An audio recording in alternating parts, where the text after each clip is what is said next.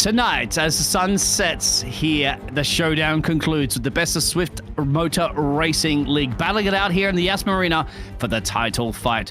These gladiators have stepped into 15 grilling arenas around the world, which have all led up to this event tonight. The final blowout, knockout blow, will see one of these drivers crowned the NordVPN SwiftX World Champion. Welcome along to SwiftX Formula One Round 16 at the Abu Dhabi Grand Prix. A grueling track. It's all about speed, sensation, turns, sectors, downforce, and overtaking opportunities. We're going to see two of our top guns battling in the championship lined up on the front row, going and making their way into turn one, the tight, twisty turn. Abu Dhabi, of course, is Arabic for the Gazelle and home to 2.18 million. The Emirates, of course, features the natural islands, and that's all made of islands and mess. It's money, of course, here in Abu Dhabi, and it's the circuit that concludes the Formula One calendar. I'm the Dean Biggles, and of course, joining me, Benjamin. Benjamin, how's that title fight brewing? That title fight is brewing up plenty of storm. As you can see there, it's just inches, just points, small gaps separating our two key championship protagonists.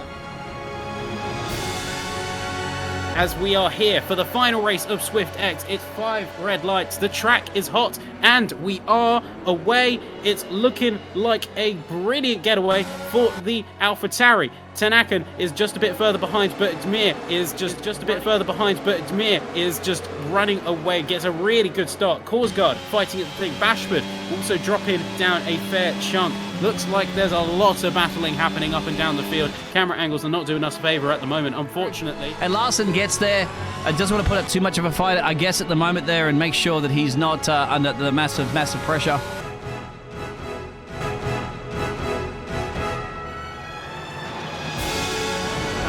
Get underway as Amir controls the pace of the queue. We're setting off. It's about to get back underway. We're under green flags once again. It's lap 5 of 29. Everyone's going full gun. Tanakan between the two.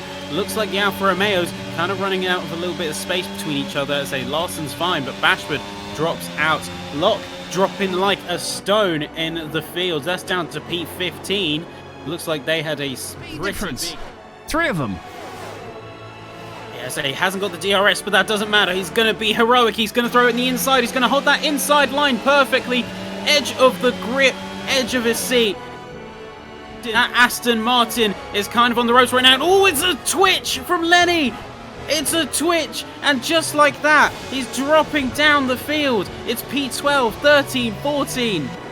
All the way back down at the bottom. Have they got the room to use it? Remember, I said they've got a medium runner ahead of them, who in themselves is fighting against the likes of Larson and the likes of Kloss. But Kloss dropping back 2 positions. Is it going to be a third thanks to the Haas? It's going to be side by side. Noah's also making a bit of a battle at the back there, of course, on P8 and P9. I don't know where to look, Benjamin. There's too many camera angles. It's too much fun.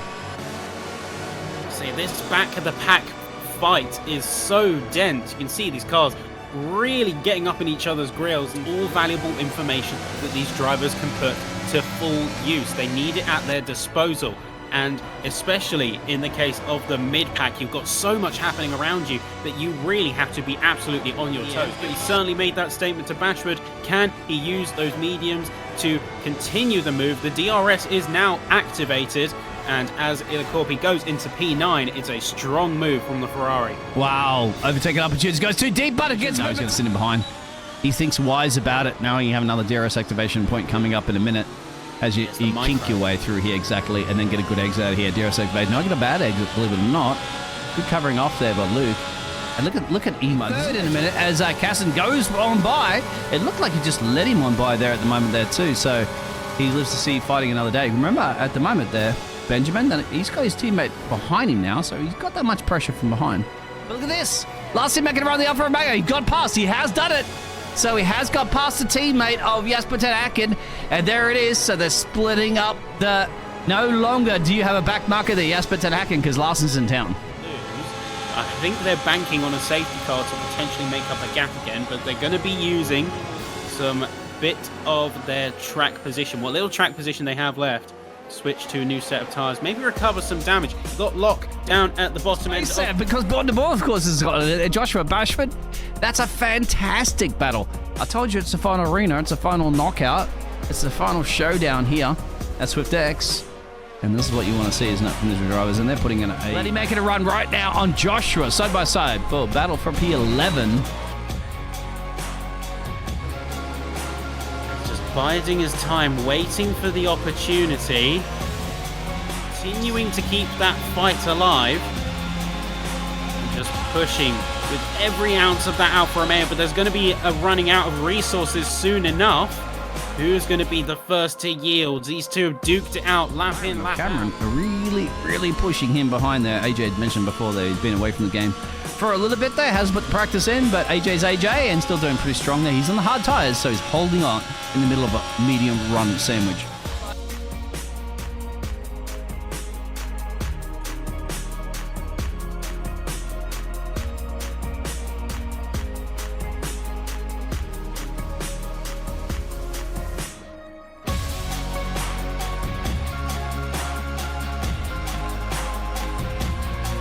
Larsen's caught him up, mate, and Larsen wants. He smells Jasper ten Haken for an evening stack here in Abu Dhabi.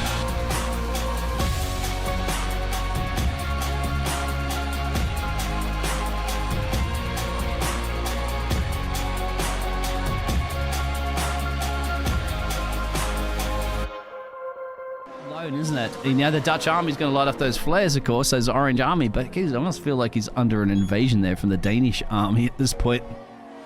These drivers are still fighting for themselves at the end of the day, so Casson and Larsen are close. Around straight away. Looks like Cameron, Luke and Cameron are still battling it out tooth and nail behind there, but I want to keep it on this pit lane. So Cass is going to jump first on those hard tires. I was about to ask you, Ben, when are you going to go in the pit lane for the hard tires? Answered on cue. He needs to get the fastest lap and win the race in order to win the championship. That's if Jasper ten Haken doesn't finish 4-4 higher. Currently at the moment, Jasper ten Haken is in P2, but they still have to box. Still have to box, and also... The cars is going to be zooming on by. There goes Luke, there goes Cameron, there goes Cass. And really yeah, he's got tucked in behind him. There's one person you kind of want to be out of the inside there. He got it done. He got it done on Larsen. He's in P5. He knows he needs P4 or higher. It's 19 to 29, so we're okay. Plenty of time. But tell you what, that man's on a mission. He needs He's in the viable window for softs. A fastest lap and a first place. And Jasper needs to be 4th or higher. Crunch those numbers right now, my friend. Yeah, it's going to be very Next year. Because if Larsen gets past Jasper, but the thing, this is it. Luke has got to be his defender. Luke has to be Jasper's defender. And Larsen's going to make a run on the inside here. Maybe very much job done. He's going to come back in a DRS attack here. I mean, you just had to look at the straight. 4th place will have in the championship. It's up to Larsen right now to spoil the surprise. Is that Glock? No, it could be. Is that Larsen? And there we go. Say the fastest lap. Remember? Because even on the fresh softs, he'll gain a lot of speed. But if he comes out P12, that's a couple of overtakes to do it. That's a lot of time.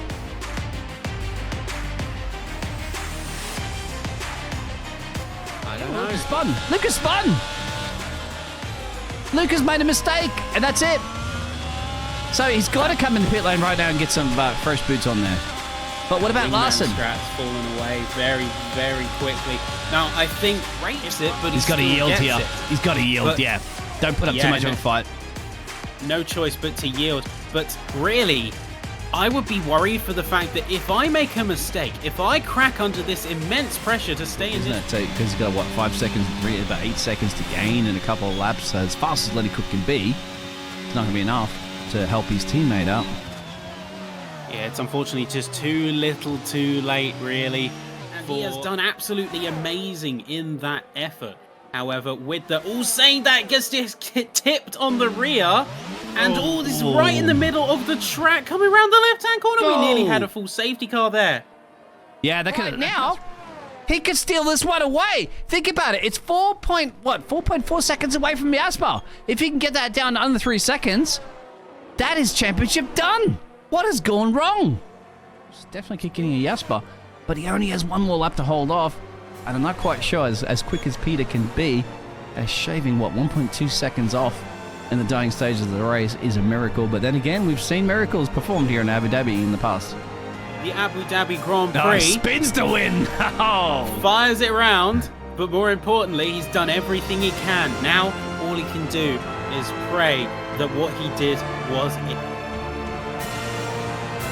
Is your World Championship driver for the SwiftX Motor Racing Series, sponsored by NordVPN. Congratulations, the Dutch are back.